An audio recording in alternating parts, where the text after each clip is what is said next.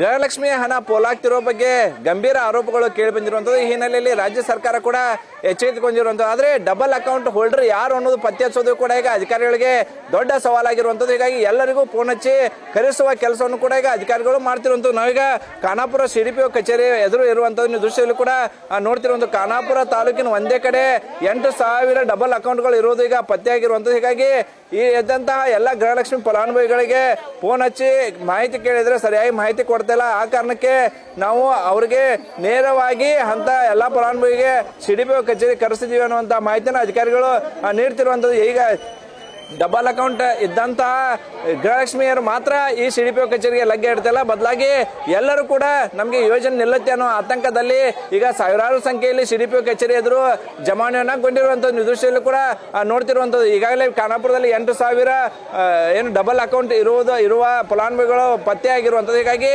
ಈ ಎಲ್ಲರೂ ಕೂಡ ಸಿಂಗಲ್ ಅಕೌಂಟ್ ಇದ್ದವರು ಕೂಡ ಈಗ ದೌಡಾಯಿಸಿಕೊಂಡು CDPO ಕಚೇರಿಗೆ ಬರ್ತಿರುವಂಥದ್ದು. ನಮ್ಮ ಜೊತೆಗೆ ಮಾತಾಡೋಕ್ಕೆ ಗೃಹಲಕ್ಷ್ಮಿಯರು ಇದ್ದಾರೆ, ಅವರು ಮಾತಾಡ್ಸೋಣ. ಅಮ್ಮ, ನೀನು ಯಾಕೆ ಕರೆದಾರ ಇಲ್ಲೇ?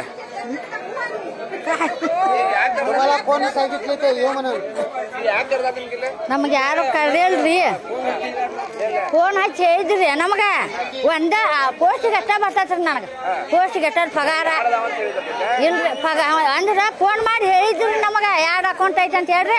2 ಅಕೌಂಟ್ ಇಲ್ರಿ, ಒಂದೇ ನಂದು ಪೋಸ್ಟಿಗೆ ಅಷ್ಟ ಬರ್ತೈತ್ರಿ. ಪಗಾರ 2,000 ರೂಪಾಯಿ, ಪಗಾರ 800 ರೀ, 2,000 ರೂಪಾಯಿ ಅದ್ರಿ. ಪೋಸ್ಟಿಗೆ ಅಷ್ಟ ಬರ್ತೈತ್ರಿ ನನಗೆ, ಎಲ್ಲಿ ಬರ್ದಲ್ರಿ ಒಂದ. ಹಾ, ಒಂದ ಏನಂತ ಹೇಳಿ ನಂಗೆ ಫೋನ್ ಹಚ್ಚಿ ಏನಂತ ಹೇಳಿ ಅವರು 2 ಅಕೌಂಟ್ ಬರಾತೈತ್ರಿ ನಿಮ್ಮ ಹೆಸರ್ಲೆ ಅಂದ್ರಿ. ಅದಕ್ಕೆ ನಾನು ಪೋಸ್ಟಿಗೆ ಅಷ್ಟ ಬರಾತೈತ್ರಿ, ನಂಗೆ ರೊಕ್ಕ ಹಂಗೆ ಬರಾತಿಲ್ಲ ಅಂತ ಹೇಳ್ರಿ. ಮಾಹಿತಿ ಕಲೆ ಹಾಕತ್ತಾರೋ ಇಲ್ಲ ಸುಮ್ಮನೆ ಕರ್ಸಾರೋ ನಿಮ್ಗೆ? ಹಂಗ ಕಳ್ಸಿದಾರ ನೋಡ್ರಿ. ಇಲ್ರಿ, ಹಾ, ಇಲ್ಲ ಅಂಗನವಾಡಿಗೆ ಹೋಗಿ ಚೆಕ್ ಮಾಡಿಸ್ರಿ ಅಂತ ಅಂದ್ರಿ ಅವ್ರು.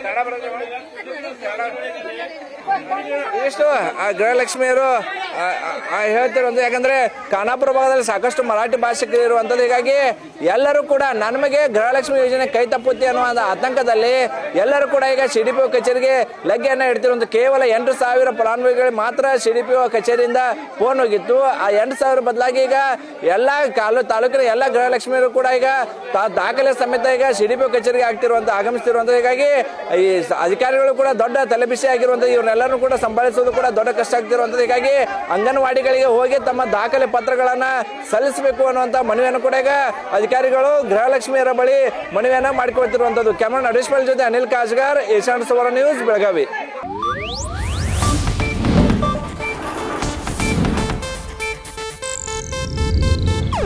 ಇದು ಏಷ್ಯಾನೆಟ್ ನ್ಯೂಸ್ ನೆಟ್ವರ್ಕ್ ಪ್ರಸ್ತುತಿ.